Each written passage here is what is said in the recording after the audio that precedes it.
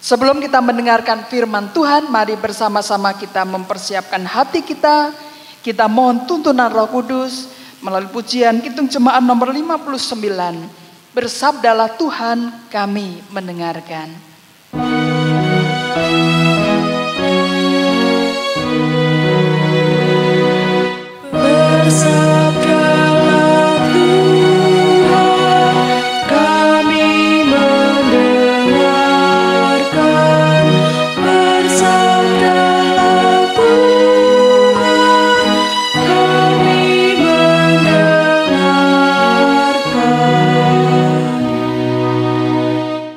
Bacaan pertama pada kebaktian hari ini terambil dari kitab Yesaya 45 ayat 1 sampai 7 yang demikian bunyi firman Tuhan. Inilah firmanku kepada orang yang kuurapi, kepada Kores yang tangan kanannya kupegang, supaya aku menundukkan bangsa-bangsa di depannya dan melucuti raja-raja, supaya aku membuka pintu-pintu di depannya dan supaya pintu-pintu gerbang tidak tinggal tertutup. Aku sendiri hendak berjalan di depanmu dan hendak meratakan gunung-gunung, hendak memecahkan pintu-pintu tembaga dan hendak mematahkan palang-palang besi. Aku akan memberikan kepadamu harta benda yang terpendam dan harta kekayaan yang tersembunyi, supaya engkau tahu bahwa akulah Tuhan Allah Israel yang memanggil engkau dengan namamu. Oleh karena hambaku Yakub dan Israel pilihanku, maka aku memanggil engkau dengan namamu, menggelari engkau sekalipun engkau tidak mengenal aku. Akulah Tuhan dan tidak ada yang lain, kecuali aku tidak ada Allah. Aku telah mempersenjatai engkau sekalipun engkau tidak mengenal aku, supaya orang tahu dari terbitnya matahari sampai terbenamnya bahwa tidak ada yang lain di luar aku. Akulah Tuhan dan tidak ada yang lain, yang menjadikan terang dan menciptakan gelap, yang menjadikan nasib mujur dan menciptakan nasib malang. Akulah Tuhan yang membuat semuanya ini. Demikianlah sabda Tuhan. Syukur kepada Allah. Pembacaan khotbah pada hari ini diambil dari Injil Matius pasal 22 ayat 15 sampai 22 yang demikian bunyinya. Tentang membayar pajak kepada kaisar. Kemudian pergilah orang-orang Farisi, mereka berunding bagaimana mereka dapat menjerat Yesus dengan suatu pertanyaan. Mereka menyuruh murid-murid mereka bersama-sama orang-orang Herodian bertanya kepadanya, "Guru, kami tahu engkau adalah seorang yang jujur dan dengan jujur mengajar jalan Allah, dan engkau tidak takut kepada siapapun juga, sebab engkau tidak mencari muka. Katakanlah kepada kami pendapatmu. Apakah diperbolehkan membayar pajak kepada kaisar atau tidak?" Tetapi Yesus mengetahui kejahatan hati mereka, lalu berkata, "Mengapa kamu mencobai aku, hai orang-orang munafik? Tunjukkanlah kepadaku mata uang untuk pajak itu." Mereka membawa suatu dinar kepadanya. Maka ia bertanya kepada mereka, "Gambar dan tulisan siapakah ini?" Jawab mereka, "Gambar dan tulisan kaisar." Lalu kata Yesus kepada mereka, "Berikanlah kepada kaisar apa yang wajib kamu berikan kepada kaisar, dan kepada Allah apa yang wajib kamu berikan kepada Allah." Mendengar itu, heranlah mereka dan meninggalkan Yesus lalu pergi. Demikianlah pembacaan firman Tuhan. Yang berbahagia ialah orang yang mendengarkan firman Allah, menaruh dalam hatinya dan melakukannya. Haleluya. Haleluya, haleluya, haleluya, amin. Haleluya, haleluya, haleluya, amin. Selamat hari Minggu Ibu Bapak Saudara dan anak-anakku yang dikasih Tuhan. Apa kabar hari ini? Semoga semua sehat dan berbahagia, dan kiranya sukacita surgawi melimpah dalam hidup kita semua, apapun keadaan kita. Saudara, dalam hidup ini ada yang namanya hak dan juga ada kewajiban. Namun dalam hidup sehari-hari kadang-kadang hak dan kewajiban tidak dilakukan secara seimbang. Orang lebih senang menuntut hak daripada melakukan kewajiban. Hal ini tidak hanya terjadi di tempat kerja dan di masyarakat, tetapi juga ternyata terjadi di tengah-tengah keluarga. Misalnya, mau kerja seenaknya sendiri, lebih senang main HP di kantor atau di tempat kerja, tidak melakukan pekerjaan secara optimal, tetapi maunya gajinya naik terus. Kepada anak-anak, ayo, siapa yang maunya keinginannya terpenuhi, dipenuhi Bapak Ibu, tetapi tidak mau membantu Bapak Ibu? Ada enggak ya? Atau siapa yang mau bebas bermain, tetapi kalau dipanggil ibu atau bapak untuk dimintai tolong, pura-pura tidak mendengar dan beralasan macam-macam. Semoga anak-anakku yang di GKJ Jatimulyo tidak seperti itu ya. Nah, saudara-saudara, Bapak Ibu, juga anak-anakku yang dikasih Tuhan, firman Tuhan hari ini mengingatkan kepada kita agar melakukan hak dan kewajiban dengan seimbang. Bahkan Tuhan Yesus menegaskan agar kita memberikan apa yang menjadi hak orang lain, siapapun orang itu dan apapun situasinya. Termasuk memberikan apa yang menjadi hak dari anggota keluarga kita dan juga hak dari Allah. Tuhan Yesus dalam Injil Matius pasal 22, mari kita perhatikan, ayat 21 itu berkata demikian. Berikanlah kepada kaisar apa yang wajib kamu berikan kepada kaisar, dan kepada Allah apa yang wajib kamu berikan kepada Allah. Jadi, meskipun kondisi waktu itu ketika Tuhan Yesus bersabda, orang berada dalam penjajahan Romawi, tetapi itu tidak boleh menjadi halangan bagi orang pada saat itu dalam melakukan kewajiban. Apapun keadaannya, kewajiban harus dilakukan. Mereka wajib memberikan apa yang menjadi hak kaisar, karena kaisar telah melakukan kewajibannya. Ia telah membuat aturan-aturan sehingga orang bisa hidup dan bekerja dengan aman dan tenang, tanpa gangguan dari penjahat. Demikian juga kita saat ini, saudara-saudara, diajak untuk memberikan apa yang menjadi hak pemerintah dan juga hak Tuhan. Kita harus membayar pajak yang menjadi kewajiban kita, karena pajak itulah yang digunakan untuk membangun sarana prasarana umum yang juga kita nikmati. Jalan, penerangan di jalan, dan masih banyak lagi. Dari pajak yang kita bayarkan itu pula, maka roda pemerintahan negara kita akan berjalan dengan baik. Saudara, kalau target penerimaan pajak tercapai, wah ini kayak pesan pemerintah ya, tapi enggak. Tapi ini kesadaran kita, kalau target penerimaan pajak tercapai, maka pemerintah tidak akan berhutang ke luar negeri. Dan kalau pemerintah tidak hutang ke luar negeri, maka itu akan berpengaruh bagi kita, bagi kesejahteraan kita di Indonesia ini.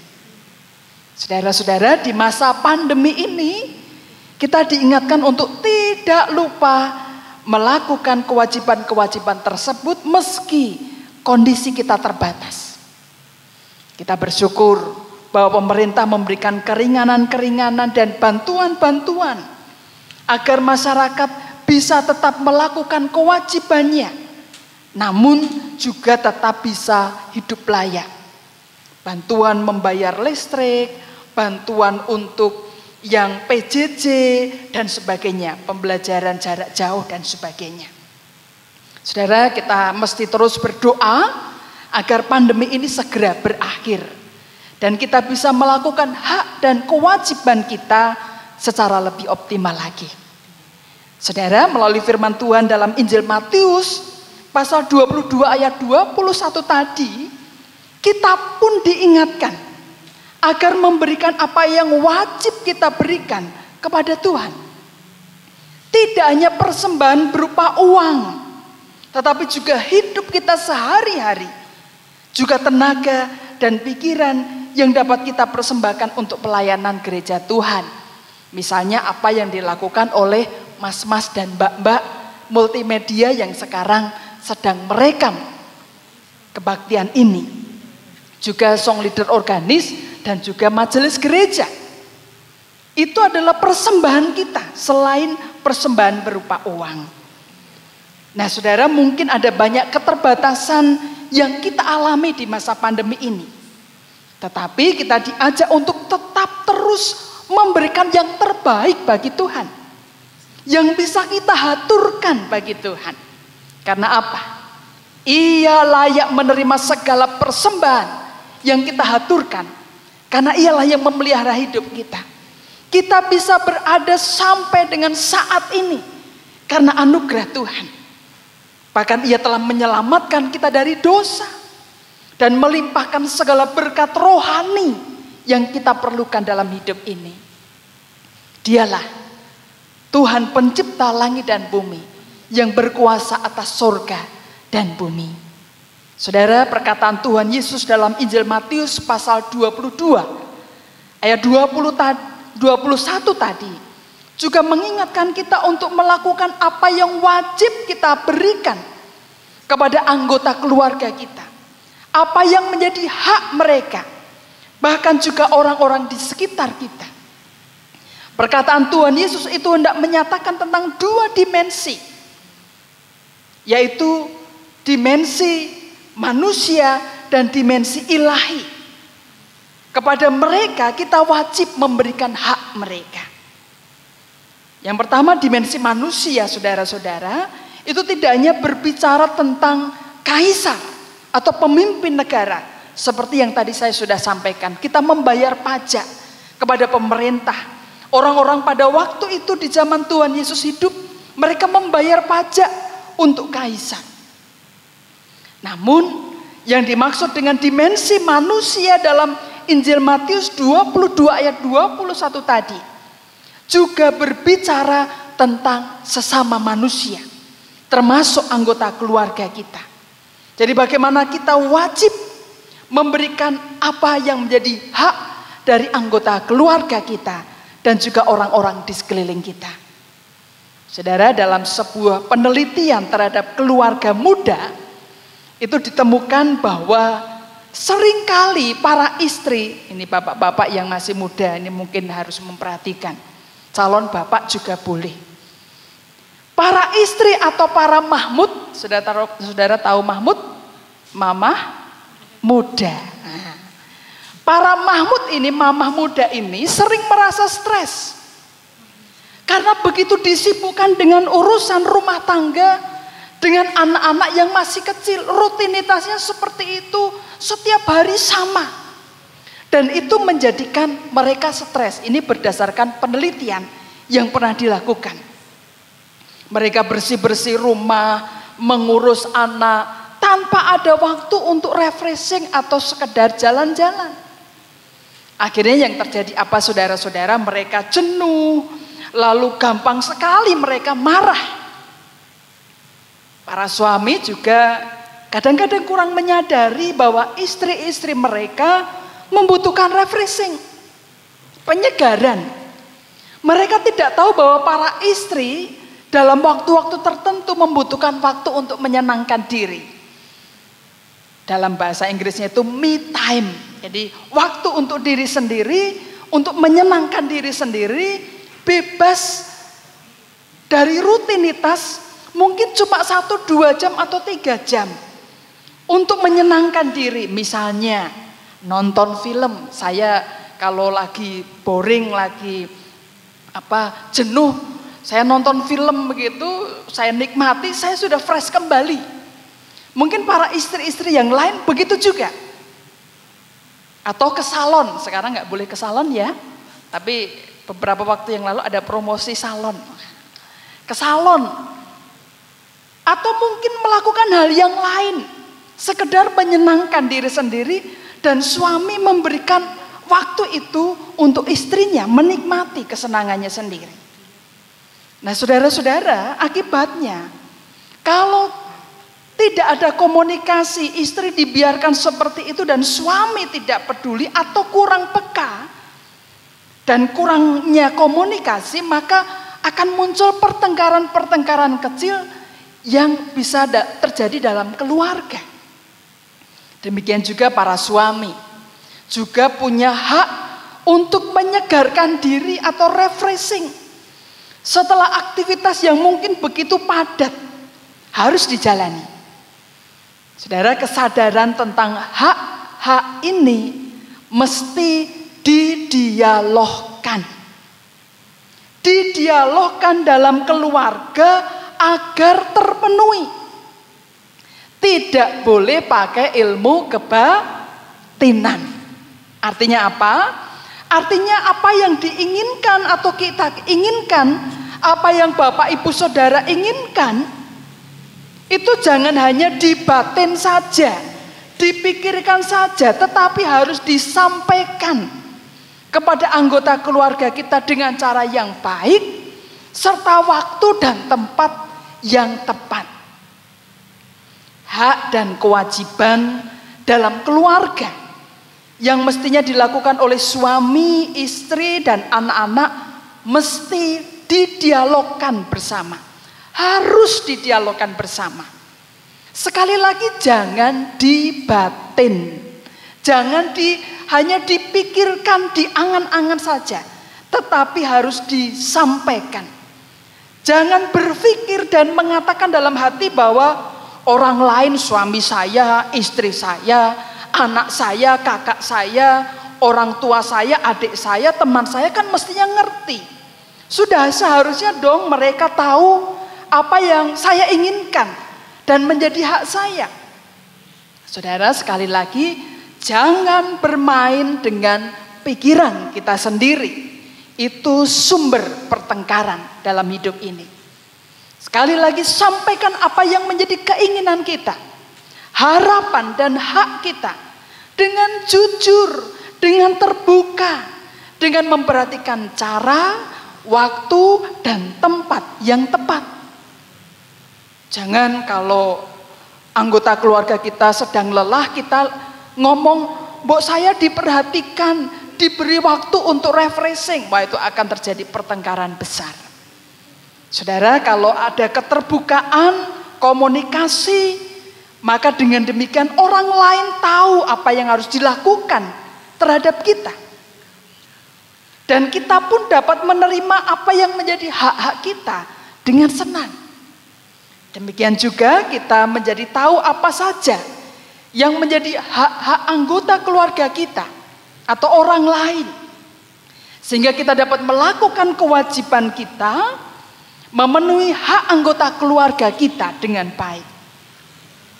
Saudara, di tengah pandemi seperti sekarang ini, di mana kita sekeluarga punya banyak waktu bersama di rumah, keterbukaan dan dialog seperti yang saya sampaikan tadi sangatlah diperlukan, sangat dibutuhkan, agar damai sejahtera sungguh-sungguh terwujud dalam keluarga kita. Sekali lagi, jangan apa-apa dibatin.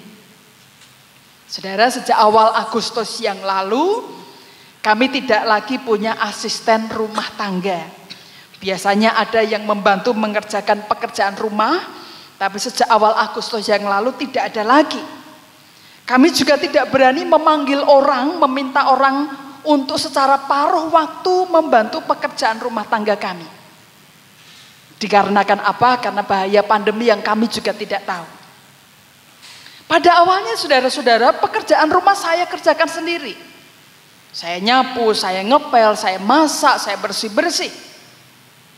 Dan kadang-kadang saya berharap suami saya membantu. Wah, ini curhat ya. Membantu dengan sendirinya tanpa dimintai tolong. Tetapi saudara-saudara, ternyata pikiran saya salah.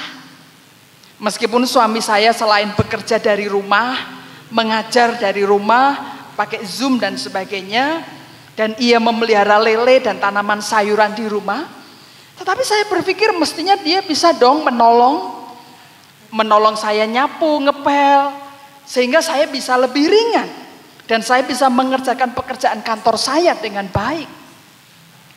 Saudara-saudara, tetapi ketika saya cuma batin saja, cuma saya pikirkan saja, dan itu tidak akan terjadi.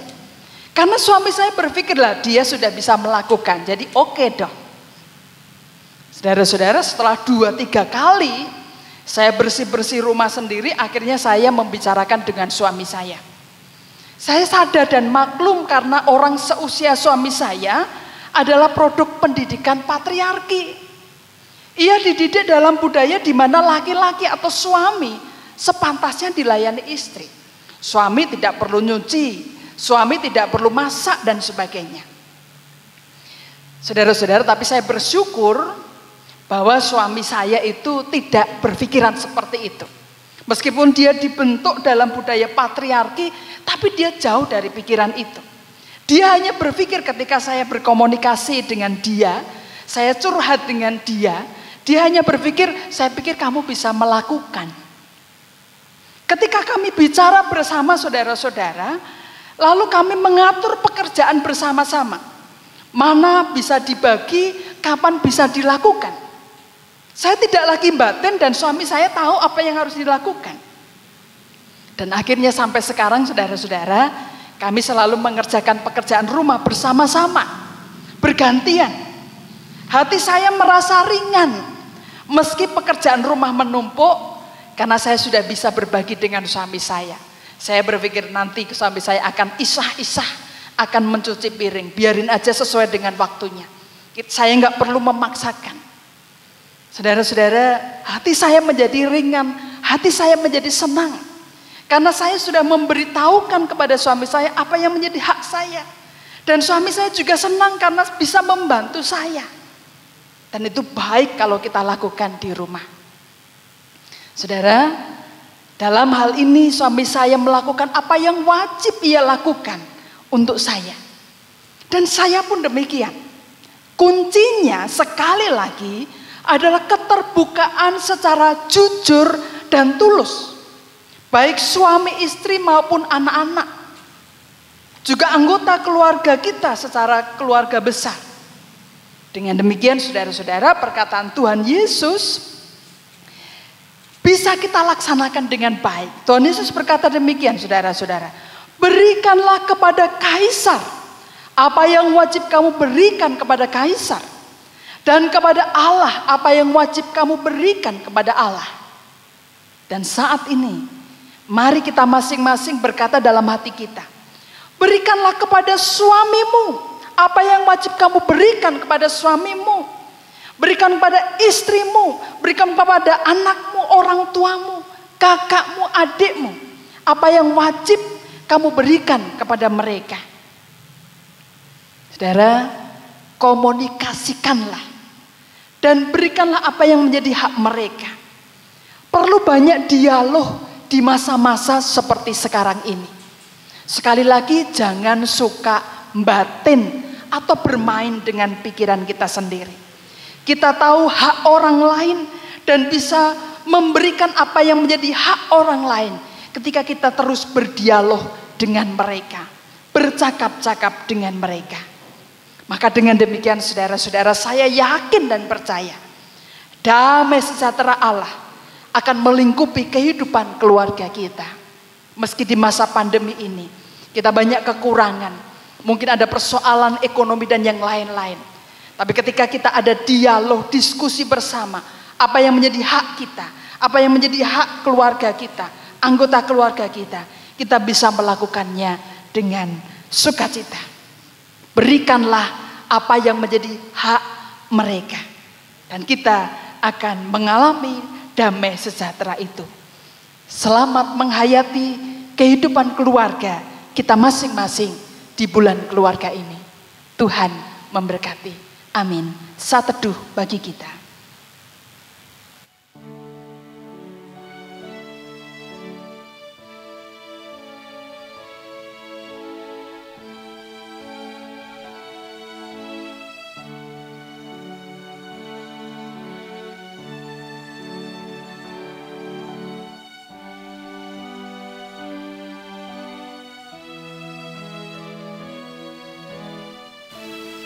Tuhan,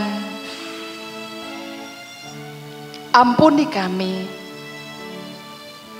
kalau seringkali kami hanya bermain dengan pikiran kami. Ampuni kami jikalau selama ini kami merasa sudah melakukan kewajiban kami. Ampuni kami Tuhan,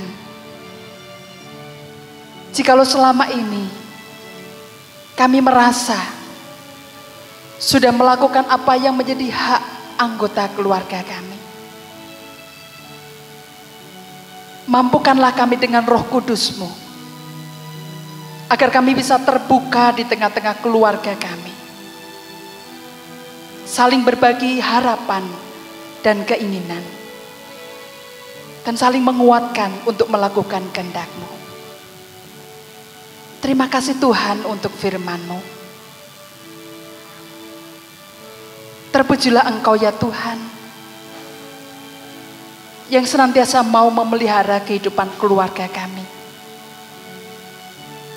Secara khusus di bulan keluarga ini,